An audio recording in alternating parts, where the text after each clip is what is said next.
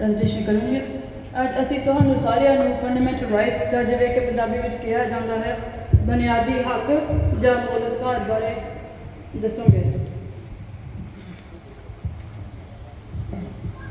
ਸੋ ਵਾਹਿਗੁਰੂ ਜੀ ਕਾ ਖਾਲਸਾ, ਵਾਹਿਗੁਰੂ ਜੀ ਕੀ ਫਤਿਹ। ਅਸੀਂ ਸਭ ਤੋਂ ਪਹਿਲਾਂ ਹੁਣ ਗੁਰੂ ਸਾਹਿਬ ਦੇ ਸਿਸਟਮ ਬਾਰੇ ਗੱਲ ਕਰਨਾ ਹੈ। ਗੁਰੂ ਸਾਹਿਬ ਦੇ ਸਿਸਟਮ ਬਾਰੇ ਗੱਲ ਕਰੂਗੇ ਤੇ ਪਹਿਲਾਂ ਆ ਸਲਾਈਡ ਦੇ ਜਿਹੜੀ ਥਰੂ ਆਊਟ ਦਾ ਪ੍ਰੈਜੈਂਟੇਸ਼ਨ ਥੋੜਾ ਬਤਾ ਦੇ, ਥੋੜਾ ਗੁਰੂ ਸਾਹਿਬ ਦੀ ਸਿਸਟਮ ਨੂੰ ਤੇ ਅੱਜ ਦੇ ਸਮਾਜ ਨੂੰ ਇੱਥੇ ਖੜੇ ਵੀ ਬਣਾਈ ਜਾਇਓ। ਠੀਕ ਹੈ, ਇੱਧਰ ਥੋੜੀ ਵਿੱਚ ਘੁਮਾਈ ਵੀ ਜਾਇਓ ਬੱਚਿਆਂ ਨੂੰ। ਨੂੰ ਠੀਕ ਹੈ, ਜਿਹੜੀ ਸਾਡੀ ਸਿਸਟਮ ਆ ਗੁਰੂ ਸਾਹਿਬ ਦੀ ਸਿਸਟਮ ਤੇ ਇੱਥੇ ਦੀ ਸਿਸਟਮ ਕਿਦਾਂ ਦੀ ਆ। ਜਿਹੜੀ ਗੁਰੂ ਸਾਹਿਬ ਦੀ ਸਿਸਟਮ ਆ, ਮੈਂ ਪੈਰੇਂਥੇਸਿਸ ਚ ਲਿਖਿਆ ਖਾਨਸ, ਪਿਓਰ ਤੋਂ ਸ਼ੁਰੂ ਹੁੰਦੀ ਆ, ਮਨ ਤੋਂ ਸ਼ੁਰੂ ਹੁੰਦੀ ਆ।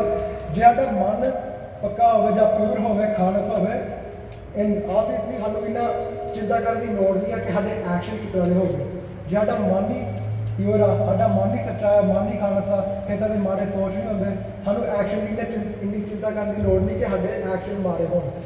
ਪਰ ਜਦੋਂ ਸਾਡੇ ਅੰਦਰੋਂ ਹੀ ਖੋਟ ਹੋਵੇ, ਜਦੋਂ ਅੰਦਰੋਂ ਹੀ ਅਸੀਂ ਝੂਠ ਬੋਲਣਾ ਹੋਵੇ ਜਾਂ ਚੋਰੀ ਕਰਨੀ ਹੋਵੇ ਤੇ ਬਾਹਰੋਂ ਦਿਖਾਉਣਾ ਪਵੇ, ਉਦੋਂ ਥੋੜਾ ਔਖਾ ਹੋ ਜਾਂਦਾ ਆ। ਜਿਹੜੀ ਗੁਰੂ ਸਾਹਿਬ ਦੀ ਸਿਸਟਮ ਆ, ਉਹ ਸਾਨੂੰ ਸਿਖਾਉਂਦੀ ਆ ਕਿ ਮਨ ਤੋਂ ਸ਼ੁਰੂ ਹੋਣਾ, ਅੰਦਰੋਂ ਸ਼ੁਰੂ ਹੋਣਾ, ਬਾਹਰੋਂ ਜਿੱਦਾਂ ਮਰਜ਼ੀ ਅੰਦਰੋਂ ਸ਼ੁਰੂ ਹੋਣਾ, ਬਾਹਰ ਆਪੇ ਆ ਜਾਂਦਾ ਜਿਹੜਾ ਸੱਚ ਆ। ਹੁਣ ਜਿਹੜਾ ਇੱਥੇ ਦਾ ਸਮਾਜ ਆ, ਉਹ ਜ਼ਿਆਦਾ ਸਾਨੂੰ ਸਿਖਾਉਂਦਾ ਆ ਕਿ ਐਕਸ਼ਨ ਤੇ ਫੋਕਸ ਕਰਨਾ। ਇੱਥੇ ਮੈਂ 5 ਵਿਕਾਰਾਂ ਦੀ ਗੱਲ ਕੀਤੀ ਆ ਤੇ ਨਾਲ ਉਹ ਤਾਂ ਹੈ ਕਿਉਂਕਿ ਅਸੀਂ ਥੋੜਾ ਕੰਕਲੂਡ ਕੀਤਾ ਕਿ ਜਿਹੜੀ ਗੁਰੂ ਸਾਹਿਬ ਦੀ ਸਿਸਟਮ ਆ, ਉਹ ਪਿਓਰਿਟੀ ਤੋਂ ਸ਼ੁਰੂ ਹੁੰਦੀ ਆ, ਤੇ ਜਿਹੜੀ ਆਪਣੀ ਸਿਸਟਮ ਆ, ਜਿਹੜੀ ਇੱਥੋਂ ਦੀ ਸਿਸਟਮ ਆ, ਉਹ ਸ਼ੁਰੂ ਹੁੰਦੀ ਜਿਆਦੀ ਡਰ ਤੋਂ ਤੇ ਗਰੀਡ ਤੋਂ, ਲਾਲਚ ਤੇ ਡਰ ਤੋਂ, fear and greed. A lot of the times ਜੇ ਅਸੀਂ ਜਿਹੜੇ ਇੱਥੇ ਡਰਾਈਵ ਕਰਦੇ ਆ ਕਈ ਜਾਣੇ, ਜਾਂ ਜਿਹੜੇ ਵੱਡੇ, ਜਾਂ ਈਵਨ ਸਕੂਲ ਚੋਰੀ ਕਰਨੀ ਜਾਂ ਸਪੀਡਿੰਗ ਕਰਨੀ ਜਾਂ ਕਿਹਨੂੰ ਗਾਲ ਕੱਢਦੀ ਨਹੀਂ, ਅਸੀਂ ਤਾਂ ਨਹੀਂ ਆਹ ਕੰਮ ਕਰਦੇ, ਅਸੀਂ ਸਪੀਡ ਤਾਂ ਨਹੀਂ ਕਰਦੇ, ਅਸੀਂ ਮਾੜੇ ਕੰਮ ਚੋਰੀ ਤਾਂ ਨਹੀਂ ਕਰਦੇ ਕਿ ਸਾਨੂੰ ਸਜ਼ਾ ਨਾ ਮਿਲ ਜਾਏ। ਕੋਈ ਵੀ ਨਹੀਂ ਕਦੀ ਸੋਚਦਾ ਕਿ ਸਪੀਡ ਤਾਂ ਨਹੀਂ ਕਰਨੀ ਚਾਹੀਦੀ, ਕਿਸੇ ਦੀ ਜ਼ਿੰਦਗੀ 'ਚ ਖਤਰੇ 'ਚ ਹੁੰਦੀ ਆ, ਜਾਂ ਦਿਸ ਇਜ਼ ਰੋਂਗ, ਕਿਹਨੂੰ ਗਾਲ ਨਹੀਂ ਕੱਢਣੀ ਚਾਹੀਦੀ, ਕਿਹਨਾਂ ਧੱਕਾ ਨਹੀਂ ਕਰਨਾ ਚਾਹੀਦਾ। ਜੇ ਅਸੀਂ ਉੱਥੇ ਹੀ ਸੋਚੀਏ ਕਿ ਕਿਹਦੇ ਨਾਲ ਧੱਕਾ ਨਹੀਂ ਕਰਨਾ ਚਾਹੀਦਾ, then we don't have to worry about ਕਿ ਅੱਗੇ consequences ਕੀ ਆ। we might go to jail, ਜਾਂ ਸਾਨੂੰ ਤੇ ਫਾਈਨ ਪਊਗੀ $2000 ਦੀ। ਉੱਥੇ ਗਰੀਡ ਹੁੰਦੀ ਆ ਕਿ ਸਾਨੂੰ ਫਾਈਨ ਪੈ ਜੂਗੀ, ਜਾਂ ਜੇਲ੍ਹ ਦੀ ਸਾਨੂੰ ਡਰ ਹੁੰਦਾ ਆ, 20 ਸਾਲ ਜੇਲ੍ਹ 'ਚ ਸਾਨੂੰ ਰਹਿਣਾ ਪਊਗਾ। ਸੋ ਦੈਟਸ ਵਾਈ ਇੱਥੇ ਮੈਂ ਖਾਨਸ ਲਿਖਿਆ ਤੇ ਇੱਧਰ 5 ਵਿਕਾਰ ਲਿਖੇ, ਜਿਹੜਾ ਕਾਮ, ਕ੍ਰੋਧ, ਮੋਹ, ਹੰਕਾਰ, ਆਹ 5 ਵਿਕਾਰ ਆ ਜਿਹੜੇ ਸਾਨੂੰ ਉੱਧਰ ਉਹ ਰਸਤੇ ਤੇ ਖੜਦੇ ਆ, ਲੜਾਈ ਦੇ, ਕਲੇਸ਼ ਦੇ ਰਸਤੇ ਤੇ, ਜਾਂ ਮਾੜਾ ਕਰਨਾ, ਧੱਕਾ ਕਰਨਾ, ਆਹ ਸਾਰਾ ਇੱਧਰੋਂ ਹੁੰਦਾ ਆ। ਤੇ ਖਾਨਸ ਦੇ ਹੱਥ ਅਸੀਂ ਅੰਦਰੋਂ ਹੀ ਸੱਚੇ ਆ, ਫਿਰ ਸਾਨੂੰ ਇੰਨੀ ਚਿੰਤਾ ਕਰਨ ਦੀ ਲੋੜ ਨਹੀਂ ਹੁੰਦੀ। ਹੁਣ ਜਿਹੜੀ ਇੱਕ ਬੜਾ ਵੱਡਾ ਮੇਨ ਪੁਆਇੰਟ ਹੈ, ਜਿਹੜੀ ਗੁਰੂ ਸਾਹਿਬ ਦੀ ਸਿਸਟਮ ਆ, ਜਿਹੜੀ ਗੁਰੂਆਂ ਨੇ ਸਾਨੂੰ ਸਿਸਟਮ ਦਿੱਤੀ ਆ, ਉਹਦੇ ਵਿੱਚ ਅਸੀਂ ਬਹੁਤ ਜ਼ਿਆਦਾ ਫੋਕਸ ਕਰਦੇ ਦੂਜਿਆਂ ਦੇ ਭਲੇ ਉੱਤੇ, ਸਰਬੱਤ ਦਾ ਭਲਾ ਕਰਨਾ। ਆਪਣੇ ਤੋਂ ਪਹਿਲਾਂ ਅਸੀਂ ਦੂਜਿਆਂ ਦਾ ਭਲਾ ਕਰਨਾ, ਸਾਡਾ ਹੋਵੇ ਨਾ ਹੋਵੇ, ਅਸੀਂ ਦੂਜਿਆਂ ਦਾ ਭਲਾ ਕਰਨਾ। ਪਰ ਹੁਣ ਅਸੀਂ ਜਦੋਂ ਇੱਥੇ ਵਸ ਗਏ ਆ ਵੈਸਟਰਨ ਸਮਾਜ ਵਿੱਚ, ਪੱਛਮੀ ਸਮਾਜ ਵਿੱਚ, ਇੱਥੇ ਜ਼ਿਆਦਾ ਆ, ਸਾਰਾ ਸਾਡੀ ਕਮਿਊਨਿਟੀ 'ਚ ਬਹੁਤ ਜ਼ਿਆਦਾ ਆ ਕਿ ਅਸੀਂ ਸਾਡਾ ਭਲਾ ਹੋ ਜਾਏ, ਦੂਜਿਆਂ ਦਾ ਸਾਨੂੰ ਜਾਵੇ ਨਾ ਜਾਵੇ, ਅਸੀਂ ਠੀਕ ਰਹੀਏ, ਸਾਡੀ ਅਸੀਂ ਨਾ ਥੱਲੇ ਆਈਏ, ਸਾਡਾ ਭਲਾ ਹੋ ਜਾਏ। ਇੱਥੇ ਬੜੀ ਵੱਡੀ ਗੱਲ ਆ ਹੁੰਦੀ ਆ, ਸਪੈਸ਼ਲੀ ਇੱਥੇ ਆਪਣੀ ਕਮਿਊਨਿਟੀ 'ਚ ਸਾਰੇ ਨੇ ਤਰ੍ਹਾਂ ਬੰਦਾ ਕੋਈ ਇਨਕਾਊਂਟਰ ਕੀਤਾ ਹੁੰਦਾ ਆ, ਜਿਹੜਾ ਇਹ ਗੱਲ ਸੋਚੇ ਕਿ ਆਪਣਾ ਭਲਾ ਹੋ ਜਾਏ, ਦੂਜੇ ਦਾ ਗਿਰ ਵੀ ਜਾਵੇ, ਜਿਸ ਤਰ੍ਹਾਂ ਮਰਜ਼ੀ ਹੋਵੇ, ਸਾਡਾ ਨਾ ਸੋ ਆਪਣੀ ਸਿਸਟਮ ਸਿਖਾਉਂਦੀ ਹੈ ਕਿ ਆਪਣਾ ਭਲਾ ਕਰਨਾ, ਹੋਮੇ ਤੋਂ ਬਚਣਾ, ਹੋਮੇ ਨੂੰ ਤੋੜਨਾ। ਤੇ ਜਿਹੜੀ ਵੈਸਟਰਨ ਸਿਸਟਮ ਆ, ਜਿਹੜੀ ਫੰਕਸ਼ਨ ਸਮਾਜ ਵਿੱਚ ਚੀਜ਼ ਸਾਨੂੰ ਇਹਨਾਂ ਦੇ ਕਾਨੂੰਨ ਸਿਖਾਉਂਦੇ ਆ ਕਿ ਹੋਮੇਦਾਰ ਰਹਿਣਾ, ਉਹ ਸਾਨੂੰ 5 ਵਿਕਾਰ ਸਿਖਾਉਂਦੀ ਆ, ਡਰ ਕੇ ਰਹਿਣਾ ਜਾਂ ਲਾਲਚੀ ਹੋ ਕੇ ਰਹਿਣਾ। ਸੋ ਉਹ ਚੀਜ਼ ਤੋਂ ਸਾਨੂੰ ਬਚਣਾ ਚਾਹੀਦਾ ਆ। ਹੁਣ ਅਸੀਂ ਪਹਿਲਾਂ ਗੱਲ ਕਰਦੇ ਖਾਸ ਜੀ ਨਾਲ ਵੀ, ਜੇ ਗੁਰੂ ਸਾਹਿਬ ਨੇ ਸਾਨੂੰ ਸਿਸਟਮ ਦਿੱਤੀ ਸੀ, ਜੇ ਅਸੀਂ ਸੱਚੀ ਪਿਓਰ ਹੋ ਕੇ ਚਾਹੁੰਦੇ, ਖਾਨਸ ਹੋ ਕੇ ਚਾਹੁੰਦੇ, ਸਾਨੂੰ ਕੋਈ ਲੋੜ ਨਹੀਂ ਪੈਣੀ ਜੇਲ੍ਹਾਂ ਵਾਸਤੇ, ਜਾਂ ਫਾਈਨ ਹੋ ਜਾਣੀ, ਜਾਂ ਜਿਹੜੇ ਸਾਨੂੰ ਬਾਸ ਹੁੰਦੇ ਦੱਸਣਾ ਆਹ ਕਰਨਾ ਉਹ ਕਰਨਾ। ਇਹਦੀ ਲੋੜ ਵੀ ਸਾਨੂੰ ਤਾਂ ਹੀ ਪਈ ਹੈ ਇੱਥੇ ਆ ਕੇ ਕਿ ਅਸੀਂ ਆਪ ਹੀ ਮਾੜੇ ਕੰਮ ਕਰਨੇ, ਫਿਰ ਸਾਡੇ ਮਾੜੇ ਕੰਮਾਂ ਵਾਸਤੇ consequences, punishment ਸਾਨੂੰ ਮਿਲਦੀਆਂ ਆ ਕਿ ਜੇਲ੍ਹ ਜਾਣਾ। ਹੁਣ ਇੱਥੇ ਅੱਗੇ ਇੱਕ ਹੋਰ ਨਾਲੇ ਵੱਡਾ ਪੁਆਇੰਟ ਹੁੰਦਾ ਹੈ ਕਿ ਸਾਡੀ ਸਿਸਟਮ 'ਚ ਜਿਹੜੀ ਗੁਰੂ ਸਾਹਿਬ ਦੀ ਸਿਸਟਮ ਆ, ਅਸੀਂ ਆਹ ਸਿੱਖਿਆ ਹੈ ਕਿ ਹਰ ਜੀ ਗੁਰੂ ਦਾ ਜੀ ਹੁੰਦਾ ਆ, ਜਿਸ ਤਰ੍ਹਾਂ ਮਰਜ਼ੀ ਹੋਵੇ ਗੁਰੂ ਦਾ ਜੀ ਆ। ਕਈ ਵਾਰੀ ਹੋ ਜਾਂਦਾ ਹੈ ਕਿ ਜਿਹੜਾ ਗੁਰੂ ਦਾ ਜੀ ਹੋਵੇ, ਜਾਂ ਜਿਹੜਾ ਇਨਸਾਨ ਬਣਿਆ ਹੋਵੇ, ਉਹਦੇ 'ਚ ਮਾੜੇ ਗੁਣ ਆ ਜਾਂਦੇ ਆ, ਜਾਂ ਮਾੜੇ ਗੁਣ ਭਾਰੀ ਹੋ ਜਾਂਦੇ ਆ। ਅਸੀਂ ਗੁਰੂ ਸਾਹਿਬ ਦੇ ਟਾਈਮ ਤੇ ਵੀ ਆਹ ਹਿੱਤਾਂ ਦੀ ਗੁਨਾਹ ਵੇਖਿਆ ਆ। ਸੱਜਣ ਠੱਗ ਹੋਵੇ, ਕਈ ਜਾਣਦੇ ਨੇ ਸਾਖੀਆਂ ਸੁਣੀਆਂ, ਸੱਜਣ ਠੱਗ, ਭੂਮੀਆ ਚੋਰ ਜਾਂ ਕੋਡਾ ਰਾਖਸ਼, ਇਹ ਸਾਰੇ ਗੁਰੂ ਦੇ ਇਨਸਾਨ ਨੇ, ਪਰ ਮਾੜੇ ਰਸਤੇ ਤੇ ਪੈ ਗਏ, ਮਾੜੇ ਕੰਮ ਕਰਨ ਪਏ। ਪਰ ਗੁਰੂ ਨਾਨਕ ਸਾਹਿਬ ਜੀ ਨੇ ਫਿਰ ਵੀ ਨਹੀਂ ਵਿਤਕਰਾ ਕੀਤਾ, ਇਹਨਾਂ ਨੂੰ ਫਿਰ ਚੰਗੇ ਇਨਸਾਨ ਬਣਾ ਦਿੱਤਾ, ਮਨ ਤੋਂ ਪਰਾ ਕਰਕੇ ਇਹਨਾਂ ਨੂੰ ਗੁਰਮਤਿ ਦਿੱਤੀ। ਅਸੀਂ ਫਿਰ ਗੁਰੂ ਹਰਗੋਬਿੰਦ ਸਾਹਿਬ ਜੀ ਦੇ ਨਾਲ ਆ ਦੇਖਦੇ ਹਾਂ, ਜਦੋਂ ਉਹ ਜੇਲ੍ਹ ਗਏ ਉਹਨੇ ਉੱਥੇ ਕੋਈ ਨਹੀਂ, ਗੁਰੂ ਹਰਗੋਬਿੰਦ ਸਾਹਿਬ ਜੀ ਨੇ ਕੋਈ ਵਿਤਕਰਾ ਨਹੀਂ ਕੀਤਾ। ਜਦੋਂ ਬਾਹਰ ਆਏ, ਜਿਹੜੇ 52 ਰਾਜੇ ਜਾਂ ਜਿਹੜੇ ਨਾ ਜੇਲ੍ਹ ਦੇ ਸੀ, ਉਹਨਾਂ ਨੂੰ ਬਾਹਰ ਆਪ ਲੈ ਕੇ ਆਏ, ਉਹਨਾਂ ਨੂੰ ਫਿਰ ਚੰਗੇ ਇਨਸਾਨ ਦੇ ਰਸਤੇ ਤੇ ਤੋਰਿਆ, ਉਹਨਾਂ ਨੇ ਕੋਈ ਵਿਤਕਰਾ ਨਹੀਂ ਕੀਤਾ। ਹੁਣ ਜਿਹੜੀ ਇੱਥੋਂ ਦੀ ਸਿਸਟਮ ਆ, ਇੱਥੋਂ ਵੱਡੇ ਜਿਹੜੇ ਕਾਲਜ 'ਚ ਉਹ ਜ਼ਿਆਦਾ ਜਾਣਦੇ ਹੋਣੇ ਆ, ਜਿਹੜੀ ਜਿਨ੍ਹਾਂ ਦੀ ਇੱਥੇ ਸਿਸਟਮ ਹੋਣੀ ਹੈ ਜਾਂ ਜੁਡੀਸ਼ੀਅਰੀ ਸਿਸਟਮ ਆ, ਇੱਥੇ ਜੁਡੀਸ਼ੀਅਲ ਸਿਸਟਮ ਆ, ਜੋ ਸ਼ੂਟਿੰਗਸ ਹੁੰਦੀਆਂ ਗੋਰੇ ਕਿ ਉਹਨਾਂ ਦੇ ਉੱਤੇ ਟਪਾ ਦਿੰਦੇ ਕਿ ਮੈਂਟਨ ਆ, ਇਹ ਤਾਂ ਇੱਥੇ ਬੜਾ ਪੈਂਦਾ, ਇੱਥੇ ਸਪੈਸ਼ਲੀ ਵੱਡੇ ਜਾਣਦੇ ਹੋਣੇ ਆ ਇਹਨਾਂ ਦੀ ਜੁਡੀਸ਼ੀਅਰੀ ਸਿਸਟਮ ਬਾਰੇ, ਕਿ ਇੱਥੇ ਫੋਰ ਐਗਜ਼ਾਮਪਲ ਬਿਗ ਪੁਆਇੰਟ, ਇੱਥੇ ਜੇਲ੍ਹ ਜ਼ਿਆਦਾ ਆ ਤੇ ਕਾਲਜ ਘੱਟ ਆ। ਇੱਧਰ ਕਦੀ ਜਿਹੜਾ ਬੰਦਾ ਜੇਲ੍ਹ ਚੱਲ ਜਾਏ, ਜਿਹੜਾ ਇਨਸਾਨ ਜੇਲ੍ਹ ਚੱਲ ਜਾਏ, ਉਹਦੇ ਤੇ ਕਦੀ ਠਹਿਰ ਕੇ ਫੋਕਸ ਨਹੀਂ ਕਰਦੇ ਕਿ ਉਹਨੂੰ ਚੰਗਾ ਇਨਸਾਨ ਨਹੀਂ ਬਣਾਉਣਾ ਜਾਂ ਉਹਨੂੰ ਰੀਹੈਬਿਲਿਟੇਟ ਕਰਨਾ। ਜਦੋਂ ਇੱਥੇ ਇੱਕ ਵਾਰੀ ਬੰਦਾ ਜੇਲ੍ਹ ਚੱਲ ਜਾਏ, ਰੈਕਟ ਪੈ ਜਾਂਦਾ, ਜੌਬ ਹੀ ਔਖੀ ਹੋ ਜਾਂਦੀ, ਪੂਰੀ ਜ਼ਿੰਦਗੀ ਬਰਬਾਦ ਹੋ ਜਾਂਦੀ ਆ। ਪਰ ਕਦੀ ਵੀ ਆ ਨਹੀਂ ਫਿਰ ਦੇਖਣਾ ਕਿ ਇੱਧਰ ਹੋਣਾ, ਉਹ ਰੀਜ਼ਨ ਕਰਕੇ ਜਿਹੜੇ ਕ੍ਰਿਮੀਨਲ ਆ ਉਹਦੇ ਕੋਲ ਕੋਈ ਚੋਇਸ ਨਹੀਂ ਹੁੰਦੀ। ਜਦੋਂ ਉਹਨੂੰ ਸੋਸਾਇਟੀ ਨਹੀਂ ਐਕਸੈਪਟ ਕਰਦੀ, ਫਿਰ ਉਹਨੇ ਉੱਧਰ ਪਾਸੇ ਜਾਣਾ, ਜਾਂ ਨਸ਼ਿਆਂ ਵੱਲ, ਜਾਂ ਬੰਦਾ ਮਾਰਨਾ, ਜਾਂ ਚੋਰੀ ਕਰਨੀ, ਹੈ ਨਾ। ਸੋ ਸਾਨੂੰ ਆਹ ਗੁਰੂ ਸਾਹਿਬ ਨੇ ਚੀਜ਼ਾਂ ਸਿਖਾਈਆਂ ਕਿ ਜਿਸ ਤਰ੍ਹਾਂ ਦਾ ਮਰਜ਼ੀ ਇਨਸਾਨ ਹੋਵੇ, ਪਰ ਫਿਰ ਸਾਡੀ ਕੋਸ਼ਿਸ਼ ਹੈ ਇੱਧਰ ਲੈ ਕੇ ਆਉਣਾ।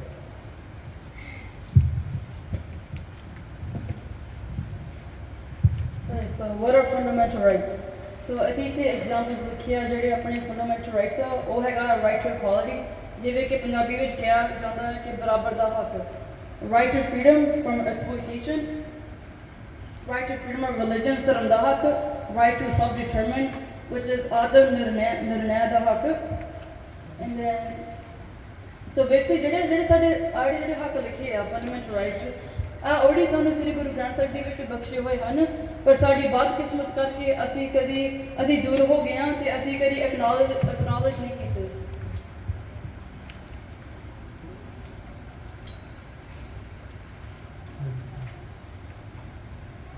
ਅਸੀਂ ਕਦੀ ਐਕਨੋਲਜ ਨਹੀਂ ਕੀਤੇ ਆਪਣੇ ਫੰਡਾਮੈਂਟਲ ਰਾਈਟਸ। So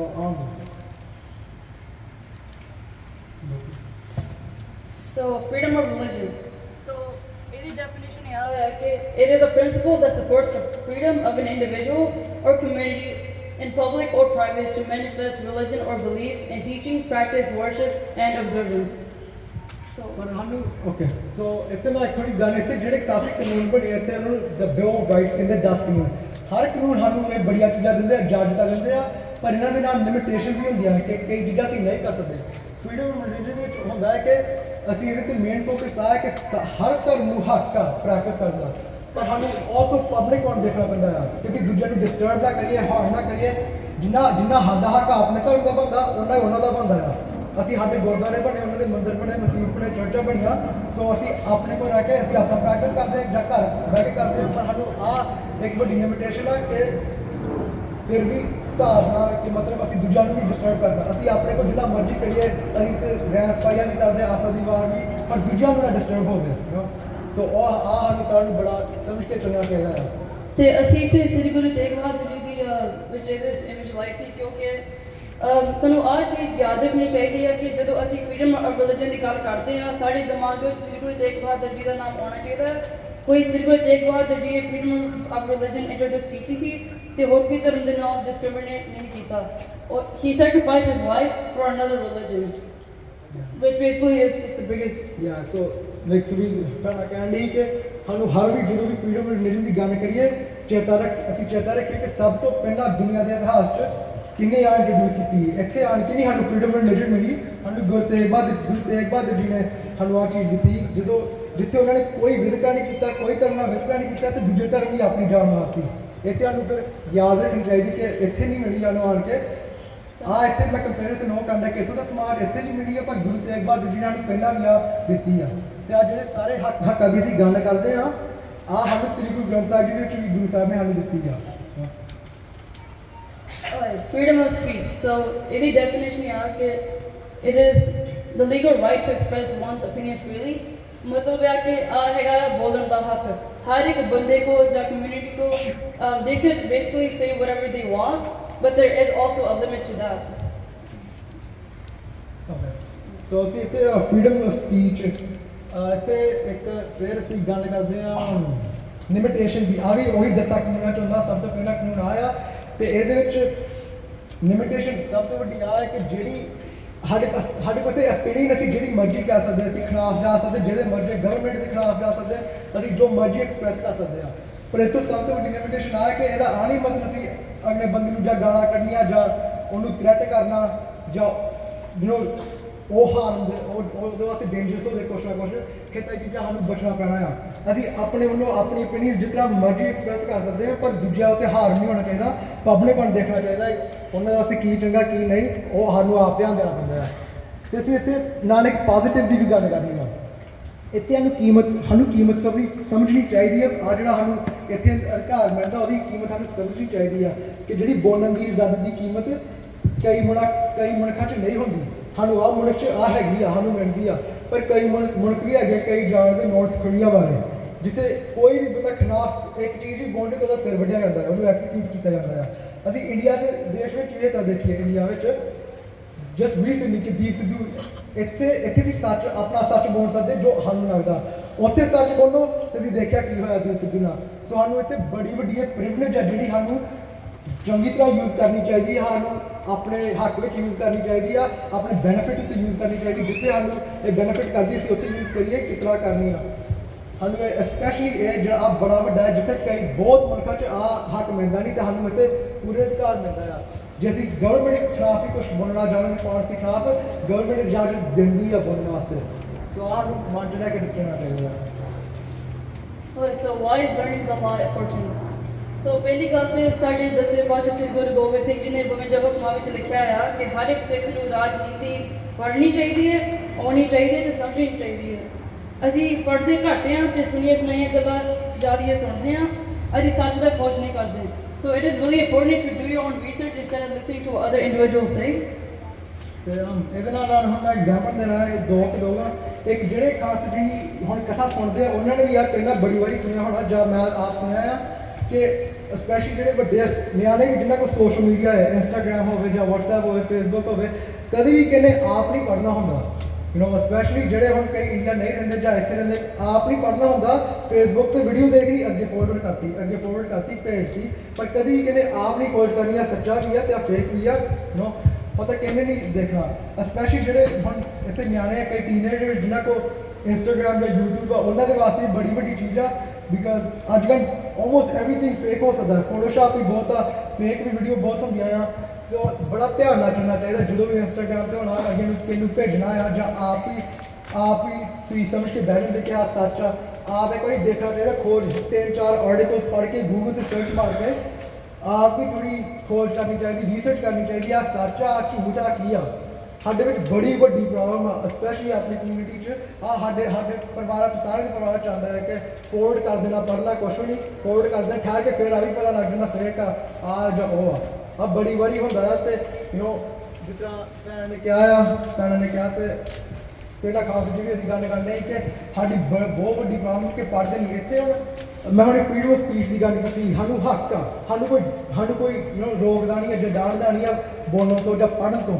ਇਹਨੇ ਡਾਕੂਮੈਂਟ ਸਾਡੇ ਅੱਗੇ ਹੁੰਦੇ ਤੇ ਕਿੰਨੇ ਕਦੀ ਪੜ੍ਹਨਾ ਨਹੀਂ। ਇੱਥੇ ਅਸੀਂ ਆਪਸ ਵਿੱਚ ਸੁਣੀ ਸੁਣਾਈਆਂ ਗੱਲਾਂ ਕਰਦੇ ਰਹਿੰਦੇ ਆ, ਆਹ ਕਰ ਲਓ ਭੈਣ ਜੀ, ਆਹ ਕਰ ਲਓ ਭਾਜੀ, ਆਹ ਕਰ ਲਓ, ਪਰ ਕਿੰਨੇ ਕਦੀ ਆਪ ਹੀ ਡਾਕੂਮੈਂਟ ਪੜ੍ਹਨੀ ਜਾਂ ਆਪ ਨਹੀਂ ਪੜ੍ਹਨੀ ਹੁੰਦੀ, ਕਿੰਨੇ ਕਿਹਨੂੰ ਨਾਲ ਬਹਿ ਕੇ ਪੜ੍ਹਨੀ ਨਹੀਂ ਜਾਂ ਸਮਝਣੀ ਨਹੀਂ ਆ।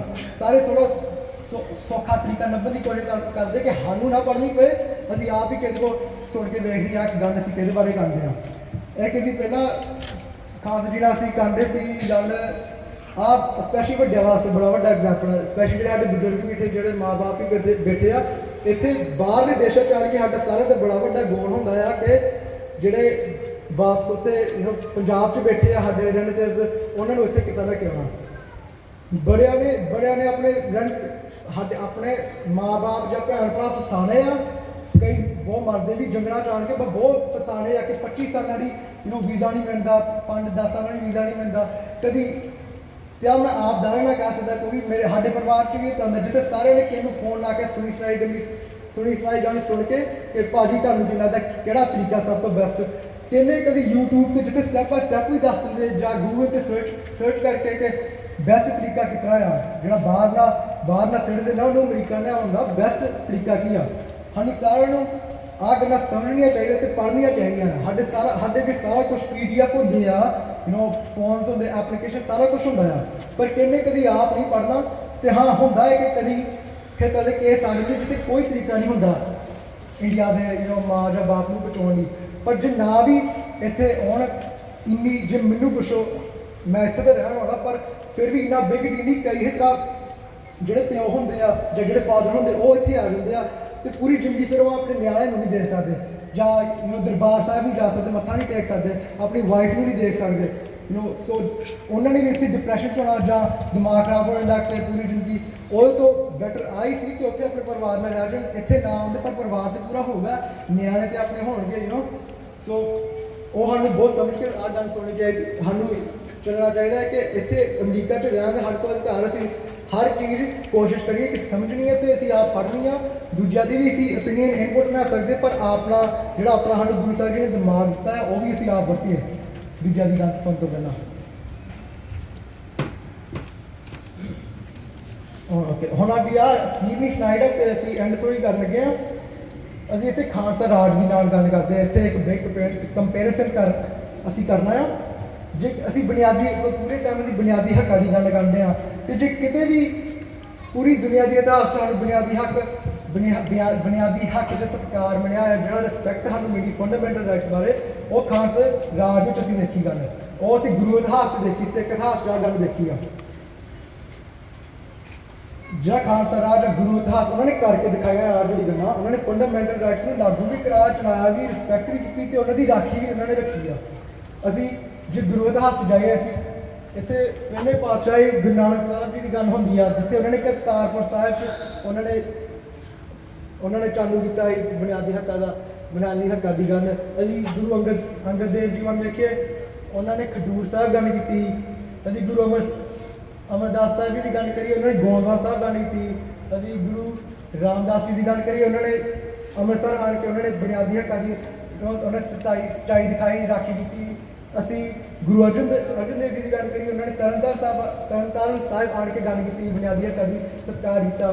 ਤੇ ਜਿਹੜਾ ਹੁਣ ਬੜਾ ਵੱਡਾ ਆ, ਜਿਹੜੀ ਤਖਤ ਦੀ ਗੱਲ ਹੁੰਦੀ, ਗੁਰੂ ਹਰਗੋਬਿੰਦ ਸਾਹਿਬ ਜੀ ਨੇ ਆਣ ਕੇ ਅਕਾਲ ਤਖਤ ਦੀ ਸਥਾਪਨਾ ਵੀ ਸਾਨੂੰ ਦਿੱਤੀ ਸੀ, ਜਿੱਥੇ ਬੁਨਿਆਦੀ ਹੱਕਾਂ ਦੀ ਰਾਖੀ ਕੀਤੀ ਜਾਂਦੀ ਆ, ਕੰਪੇਅਰਸਨ ਟੂ ਜਿਹੜੇ ਦੁਨਿਆਵੀ ਤਖਤ ਅਸੀਂ ਜਾਣਦੇ ਆ, ਜਿੱਥੇ ਬੁਨਿਆਦੀ ਹੱਕਾਂ, ਸਪੈਸ਼ਲੀ ਹੁਣ ਇੰਡੀਆ ਦੀ ਗੱਲ ਕਰੀਏ, ਉੱਥੇ ਬੁਨਿਆਦੀ ਹੱਕਾਂ ਨੂੰ ਉਜਾੜਿਆ ਜਾਂਦਾ ਆ, ਖਿਲਾਫ ਜਾਇਆ ਜਾਂਦਾ ਆ।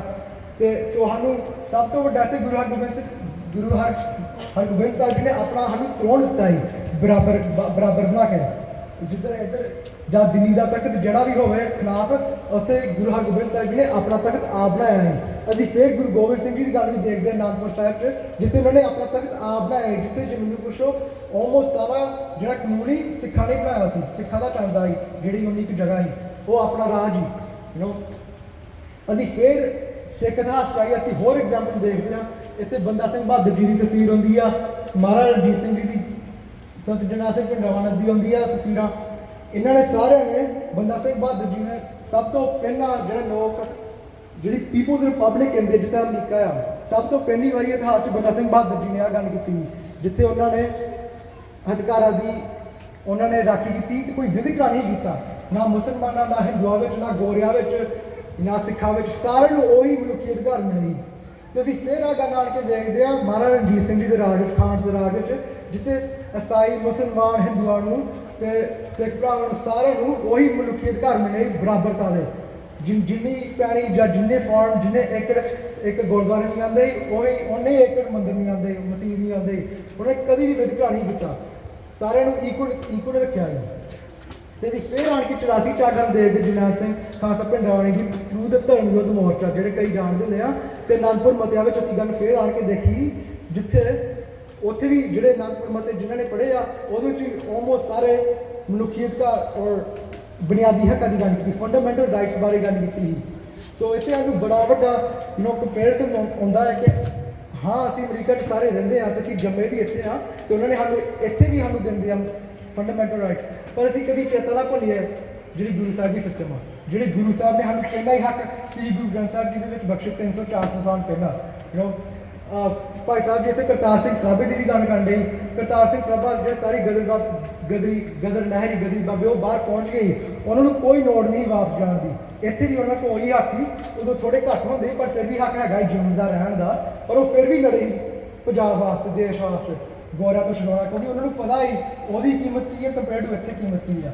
ਇੱਥੇ ਫਿਰ ਵੀ ਅਸੀਂ ਸਾਰੇ ਨਿਊਜ਼ ਵੇਖਦੇ ਜਾਂ ਗੋਰਿਆਂ ਦਾ ਜਾਂ ਜਿਹੜੀ ਸ਼ੂਟਿੰਗ ਹੁੰਦੀਆਂ ਆ ਜਾਂ ਰੇਸਿਜ਼ਮ ਹੁੰਦੀ ਆ, ਇੱਥੇ ਫਿਰ ਵੀ ਕਈ ਵਾਰੀ ਇਨਇਕੁਆਲਿਟੀ ਹੁੰਦੀ ਹੈ। ਪਰ ਜੇ ਆਹ ਇਤਿਹਾਸ ਪੜ੍ਹੋ ਆਪਣੇ ਜਿਹੜਾ ਸ੍ਰੀ ਗੁਰੂ ਗ੍ਰੰਥ ਸਾਹਿਬ ਜੀ ਦਾ ਗੁਰੂ ਇਤਿਹਾਸ ਪੜ੍ਹੋ, ਖਾਲਸਾ ਰਾਜ ਦਾ, ਉੱਥੇ ਕੋਈ ਇਨਇਕੁਆਲਿਟੀ ਨਹੀਂ ਸੀ ਹੁੰਦੀ, ਉੱਥੇ ਕੋਈ ਸਾਰੇ ਬਰਾਬਰਤਾ ਰਹਿੰਦੇ। ਸੋ ਸਾਨੂੰ ਕੋਸ਼ਿਸ਼ ਕਰਨੀ, ਅਸੀਂ ਇੱਥੋਂ ਦੇ ਜੰਮੇ ਪੜੇ, ਅਸੀਂ ਇੱਥੇ ਰਹਿੰਦੇ ਹਾਂ, ਸੋ ਸਾਡਾ ਹੱਕ ਆ ਕਿ ਅਸੀਂ ਸਮਝਣਾ ਇੱਥੋਂ ਦਾ, ਅਸੀਂ ਇੱਥੋਂ ਦਾ ਕਾਨੂੰਨ ਸਮਝਣਾ ਆ। ਗੁਰੂ ਗੋਬਿੰਦ ਸਿੰਘ ਜੀ ਦਾ ਵੀ ਹੁਕਮ ਆ ਕਿ ਰਾਜਨੀਤੀ ਤੁਹਾਨੂੰ ਸਮਝਣੀ ਚਾਹੀਦੀ ਆ।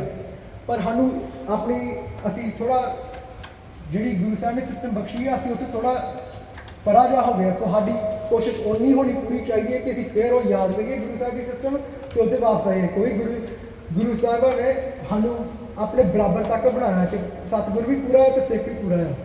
ਸੋ ਅਸੀਂ ਸਾਨੂੰ ਅਣਚੇਤੇ ਰੱਖਣੀਆਂ ਚਾਹੀਦੀਆਂ ਚੀਜ਼ਾਂ, ਅਤੇ ਸਾਨੂੰ ਕੋਸ਼ਿਸ਼ ਕਰਨੀ ਚਾਹੀਦੀ ਕਿ ਅਸੀਂ ਕਦੀ ਵੀ ਇਹ ਤਰ੍ਹਾਂ ਨਾ ਸੋਚੀਏ ਅਸੀਂ ਦੂਜਿਆਂ ਤੋਂ ਥੱਲੇ ਆ ਬਾਹਰ ਬਹਿ ਕੇ, ਜਾਂ ਦੂਜਿਆਂ ਨੇ ਦਸਤਾਰਾਂ ਨਹੀਂ ਬੰਨੀਆਂ ਅਸੀਂ ਦਸਤਾਰਾਂ ਬੰਨੀਆਂ ਆ, ਜਾਂ ਸਾਡੇ ਕੋਲ ਘੱਟ ਹੱਕ ਆ। ਸਾਡੇ ਕੋਲ ਓਨੇ ਹੀ ਹੱਕ ਆ ਜਿੰਨੇ ਹਰ ਇੱਕ ਇੱਥੇ ਬੰਦੇ ਕੋਲ, ਜਿੰਨੇ ਗੋਰਿਆਂ ਕੋਲ, ਜਿੰਨੇ ਮਕਸੀਕਿਆਂ ਕੋਲ, ਜਿੰਨੇ ਕਾਲਿਆਂ ਕੋਲ, ਸਾਡੇ ਕੋਲ ਵੀ ਓਨੇ ਹੀ ਹੱਕ ਆ। ਇੱਥੇ ਸਾਡੇ ਨਿਆਣਿਆਂ 'ਚ ਬੜੀ ਵੱਡੀ ਗੱਲ ਹੁੰਦੀ ਆ, ਸਪੈਸ਼ਲੀ ਜੋ ਸਕੂਲ ਜਾਂਦੇ ਜਾਂ ਬੁਣੇ ਹੁੰਦੀ ਜਾਂ ਆਇਆ ਹੁੰਦਾ, ਕਿ ਉਹਨੂੰ ਕਹਿੰਦੇ ਆ ਇਨਫੀਰੀਅਰਿਟੀ ਕੰਪਲੈਕਸ ਬਣਾਦਾ ਥੋੜ੍ਹਾ ਹੁੰਦਾ ਕਹਿੰਦੇ ਆ। ਅਤੇ ਉੱਥੇ ਆਹ ਗੱਲ ਹੁੰਦੀ ਆ ਕਿ ਅਸੀਂ ਉਹਨਾਂ ਤੋਂ ਘੱਟ, ਪਰ ਸਾਨੂੰ ਜਿਹੜਾ ਗੁਰੂਆਂ ਨੇ ਸਾਨੂੰ ਸਿਸਟਮ ਬਖਸ਼ਿਆ, ਜਿਹੜਾ ਗੁਰੂ ਗ੍ਰੰਥ ਸਾਹਿਬ ਜੀ ਸਾਨੂੰ ਵਾਹਿਗੁਰੂ ਨੇ ਬਖਸ਼ਿਆ ਆ, ਸਾਨੂੰ ਉਹ ਚੇਤਾ ਰੱਖਣਾ ਚਾਹੀਦਾ ਕਿ ਅਸੀਂ ਗੁਰੂ ਦੇ ਬਰਾਬਰ ਬਣਨਾ ਆ। ਜੇ ਅਸੀਂ ਗੁਰੂ ਸਾਹਿਬ ਦੇ ਪੁੱਤ, ਸਾਨੂੰ ਗੁਰੂ ਸਾਹਿਬ ਨੂੰ ਪਿਓ ਵਰਗਾ ਬਣਨਾ ਸਾਨੂੰ ਚਾਹੀਦਾ ਆ, ਅਤੇ ਸਾਨੂੰ ਗੱਲ ਚੇਤੇ ਰੱਖਣੀ ਚਾਹੀਦੀ ਆ। ਅਤੇ ਇੱਥੇ ਫਿਰ ਐਂਡ ਆ, ਪਹੁੰਚੋ ਮਾਫ਼ ਕਰਨਾ ਜੇ ਕੋਈ ਗਲਤੀ ਹੋਈ ਆ। ਵਾਹਿਗੁਰੂ ਜੀ ਕਾ ਖਾਲਸਾ, ਵਾਹਿਗੁਰੂ ਜੀ ਕੀ ਫਤਿਹ।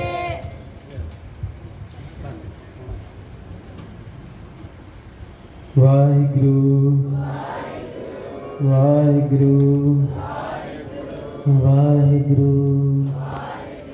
ਵਾਹਿਗੁਰੂ ਵਾਹਿਗੁਰੂ ਸਤਿਨਾਮ। ਸਾਰੇ ਬੱਚਿਆਂ ਨੇ ਬਹੁਤ ਮਿਹਨਤ ਕੀਤੀ। ਇਹ ਧੀ ਰਾਣੀ ਨੇ, ਸ਼ੋਭਾ ਸਿੰਘ ਹੋਣਾ ਨੇ, ਇਹਨਾਂ ਨੇ ਵੀ ਮਿਹਨਤ ਕੀਤੀ। ਇਹ ਜਦੋਂ ਸਾਡੇ ਕੋਲ ਆਏ ਸੀ ਤੇ ਕਾਫੀ ਮਿਹਨਤ ਕਰਕੇ ਰਿਸਰਚ ਕਰਕੇ ਲੈ ਕੇ ਆਏ ਸੀ। ਫਿਰ ਇਹਨੂੰ ਥੋੜ੍ਹਾ ਜਿਹਾ ਕਿਹਾ ਕਿ ਨਹੀਂ ਸ਼ਾਰਟ ਕਰੋ, ਇਹਨੂੰ ਇੱਦਾਂ ਕਰੋ। ਫਿਰ ਵਿਚਾਰਿਆਂ ਨੇ ਦੁਬਾਰਾ ਕੀਤੀ, ਫਿਰ ਲੈ ਕੇ ਆਏ, ਫਿਰ ਥੋੜ੍ਹਾ ਜਿਹਾ ਹੋਰ ਕਰਾਇਆ ਕਿ ਨਹੀਂ ਇਹਨੂੰ ਇੱਦਾਂ ਕਰਾਓ। ਉਹ ਪਰ ਕਰੀ ਜਾਂਦੇ ਨੇ ਮਿਹਨਤ, ਲੱਗਣ ਵਾਲੇ ਨੇ, ਕਰੀ ਜਾਂਦੇ ਨੇ। ਥੋੜ੍ਹਾ ਜਿਹਾ ਇਸ ਤੋਂ ਬਾਅਦ ਜਿਹੜਾ ਇਹ ਉਹ ਆਪ ਜੀ ਇੱਥੇ ਸੱਜੇ ਰਹਿਣ। ਜਿਹੜੇ ਗੁਰੂ ਮਹਾਰਾਜ ਦੇ ਜੰਗੀ ਸਾਜ਼ ਨੇ, ਨਗਾਰਾ, ਨਰਸਿੰਘਾ, ਬਿਗਲ, ਉਹਨਾਂ ਦੀ ਮਹਾਨਤਾ ਕੀ ਹੈ, ਉਹ ਕਦੋਂ ਸਤਿਗੁਰੂ ਵਰਤਦੇ ਰਹੇ ਸੀ, ਉਹਨਾਂ ਦੇ ਰੰਗ ਕੀ ਨੇ, ਉਹ ਨਾਲੇ ਉਹਨਾਂ ਨੂੰ ਵਜਾਈਦਾ ਕਿਵੇਂ, ਉਹ ਤੁਹਾਨੂੰ ਇੱਥੇ ਰੱਖ ਕੇ ਤੁਸੀਂ ਦੇਖਿਓ ਤੇ ਮਾਣਿਓ। ਸਿੰਘ ਵਜਾ ਕੇ ਦੱਸਣਗੇ, ਨਾਲੇ ਉਹਨਾਂ ਦੀ ਮਹਾਨਤਾ ਦੱਸਣਗੇ ਕਿ ਕਿੱਦਾਂ ਵੱਜਦੇ ਨੇ, ਕੀ ਕਰਦੇ ਨੇ। ਜਿੰਨੀ ਦੇਰ ਤੱਕ ਗੁਰੂ ਮਹਾਰਾਜ ਦੇ ਉਹ ਪਿਆਰੇ ਸੰਗੀ ਜਿਹੜੇ ਜੰਗੀ ਸਾਜ਼ ਨੇ ਉਹ ਇੱਥੇ ਆਉਂਦੇ ਨੇ, ਉਨੀ ਦੇਰ ਤੱਕ ਜਿਹੜੀ ਇਹਨਾਂ ਬੱਚਿਆਂ ਨੇ ਪ੍ਰੈਜੈਂਟੇਸ਼ਨ ਦਿੱਤੀ ਹੈ, ਅਸੀਂ ਥੋੜ੍ਹਾ ਜਿਹਾ ਉਹਦੇ ਬਾਰੇ ਹੋਰ ਜਾਣਨਾ ਪਾਉਂਦੇ ਹਾਂ।